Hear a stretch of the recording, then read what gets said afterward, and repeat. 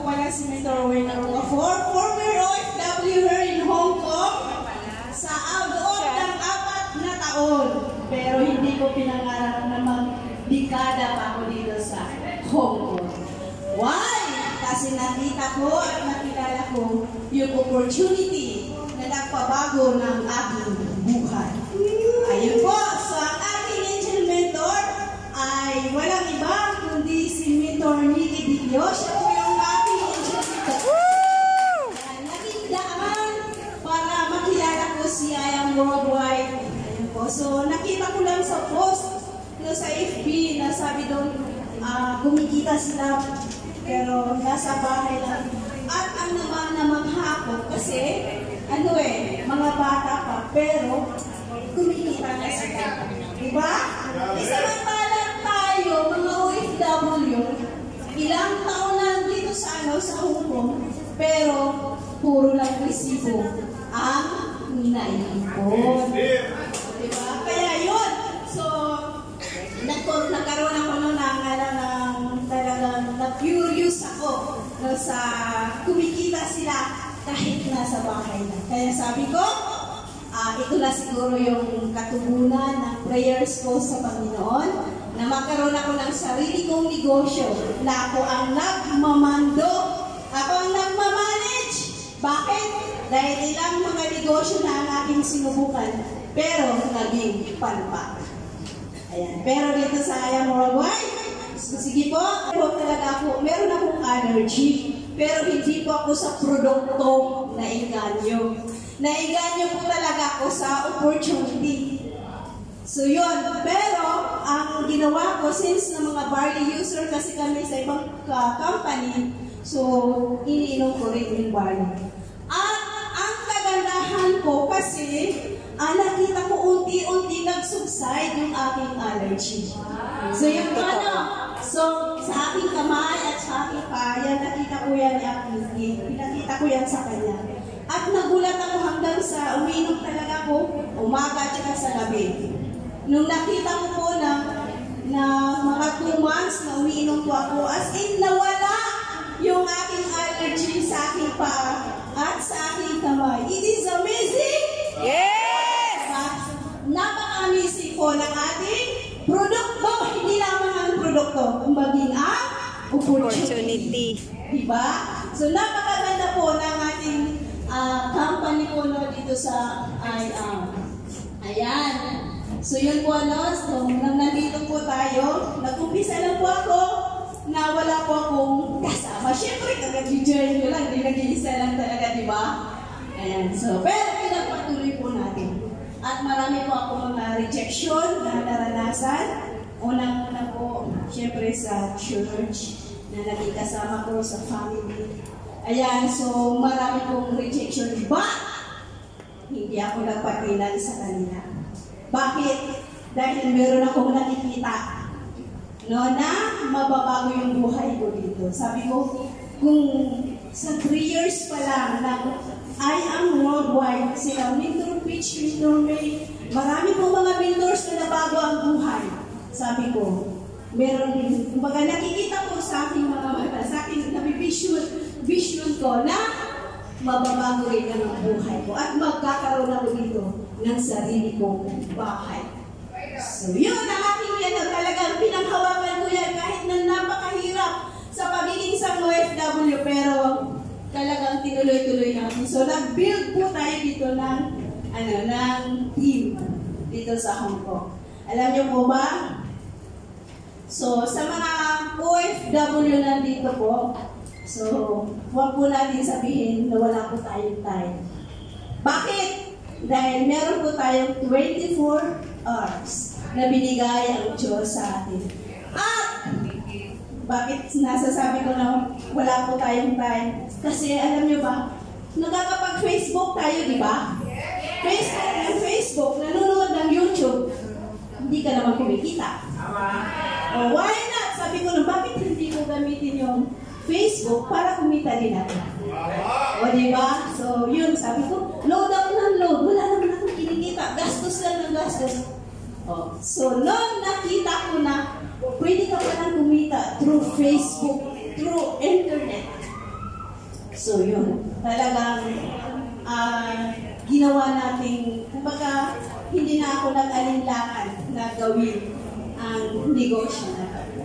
So, at talagang tinuloy-tuloy natin. Alam niyo po ba na kahit nasa CR, nagpukuskus ng phone, meron pa akong Bluetooth na iwan ng aming phone sa kwarto. Habang nagmama, diba? Meron pa akong Bluetooth, ang phone nasa kwarto. Diba? Kapag gusto, may paraan! ayaw, diba? Ayan. So yun po. So talagang, dahil sa gusto ko talagang mabago yung buhay at makatulong sa family, so talagang kahit mahirap, tinuloy-tuloy po natin ang ating negosyo. Ayan po, hanggang dati po, sa mga hindi pa po nakakapagpa-ER ng mga check, puro copper lang. Ako po dati, as in, puro lang din naman copper.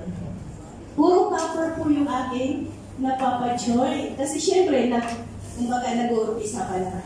Pero hindi pa ako nawala ng pag-asa. Hindi ako nawala ng pag-asa na one day magkakaroon din ako ng J package na beans. So, at yun ay dito ko rin nakuha sa Hong Kong. Ayan. Wow! Woo! Ayan po. So, ang ating naging first page po natin ng J ay siya po ay nandyan po siya sa worldwide.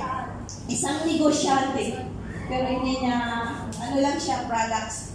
Distribute lang siya ng mga products. Nagre-reorder din siya. Ayan. At ang sumunod po, isa siyang hot market. Alam niyo ba yung hot market? Yes! Alam niyo, kasi siya products lang talaga ang gusto niya. Kape. Nakilala ko siya Friday, nakausap ko Friday yata, o Saturday. Ayan. Kinabukasan, love PEs. Si Mentor Annalisa. Siya po ang ating second page. At meron din. At ang good news po, ayan, so yan na po no, dahil sa ano natin no, yung J package no, na kumbaga lagi nating sinasabi sa sa ating mga leaders na kailangan nyo mag-upgrade. Kailangan nyo mag-upgrade kasi darating yung time na baka halimbawa, dumating yung time na may mga mag-DJ din. So, masasayang para kayo nagtatapo ng bato. Ayan. Kaya, marami po sa under ng ating team ay nagsipag-upgrade ng J package. So, para sa yung mga leaders natin, so nag-upgrade po sila ng J package. Ayan po. Sige, and so yun, habang nandito nga po tayo no, sa Hong Kong, talagang nag-rebuild po tayo ng team. So yan na po, no? At dumating po yung... Sige po, Alex. Sige po. Ayan, dumating na po yung time na kailangan ko nang magpaalam sa kanila.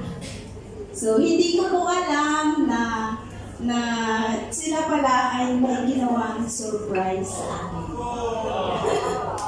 Diba? So, hindi ko talaga yan alam. Kaya galit na galit ako dun sa... Nagagalit ako kasi nahirapan po ako sa maglahat pag malayo. Ayan. Kaya sabi ko, alam mo talaga, akala ko ba may J package tayo na kakausapin? Yun pala, prank lang. So, yun. So, ginawa po nila yan sa akin bago po ako nag-for good po. So, ang talaga, kumbaga, napakahirap na iwanan. Po, habang kasi, kumbaga, kung nasa establishing pala ako that time pero sa nakita ko, kailangan ko na rin umuwi ng Pilipinas. Ayan nung umuwi po ako ng Pilipinas, nakita ko naman na talagang nag-grow pa sila nung nandun na po ako sa Pilipinas. Ayan po, so yan na po yung aking nung pag-alis. At sabi ko nga bago ako umalis, sabi ko, dineclare ko po talaga na pag for good ko, one day, babalik ako sa Hong Kong na mag-tour na lang. Hindi na magtrabaho. Dahil, di ba, dahil sa karamihan ko kasi, kapag nangingibang bansa, ay nagtatrabaho. Hindi po ba? Pero sabi ko nga, ibahin naman natin yung ating style. So, ayan na nga, hanggang sa dumating po yung time na talagang sabi ko, kailangan ko pala talaga bumalik ng Hong Kong. At ito na yun! There is power in declaration! Ayan, di ba? Kaya kung ano yung dinideklara mo sa sarili mo, kung ano yung sinasabi mo sa sarili mo, yun ang mangyayari. Pero kung lagi mong sinasabi, ang hirap naman dito, napakahirap naman ditong gawin, talagang mahihirapan ka. Diba? Pero kung gusto mong mabago ang buhay, gagawin mo at gagawin mo yung part, no? Gagawa ka ng paraan para mabago mo yung takbo ng iyong buhay. Dahil sabi nga, kung wala kang gagawin na bago sa iyong buhay, ay walang mangyayari. Diba? Kung wala akong ginawa sa buhay ko na pagbabago, do you think nandito ako ngayon sa harapan niyo? Kaya, kumbaga, nasa akin mismo, no, yung ang pagsisimula, no, ng pagbabago ng ating buhay. Sa ating gawa. Hindi pa natapos na yung surprise nila sa akin. Pagdating ko ng Maynila, dahil birthday ko that time, so mayroon ulit silang pa-surprise. Kaya, grabe, super love ko yung mga ng team ng LM Precious Camp. Ayan po. So, meron ulit silang pa-surprise sa akin. No? Nagpa-vikings ulit sila. Kaya ganyan sila ka generous, no, yung ating mga leaders po natin dito sa Hong Kong. Ayan. At sa ating pag-uwi, syempre, ayan na po, nagpa-process tayo ng mga packages, no? Yan, mga J package po yan. Mga maintenance. So, yun po yung ating ginagawa no, sa umuwi na po tayo. Dahil syempre, dahil hindi na kaya ni Apnike, dahil ang dami niya na rin inaasikaso, kaya kailangan ko na rin umuwi para tulungan siya no, sa aming team. Ayan, kaya talagang grabe ang pagka ang Panginoon ay kumilos, ay talagang lubos-lubos ang pagbabala. Ayan. So, yan na po, no? Dahil sa ating negosyo ay territorial boundaries. So, meron po tayong mga business partners yan po ay sa Alaska. Ayan po. Sa Alaska po yan at marami pa po iba. Ayan. So, yun. Ito na po yung ating mga naging smooth.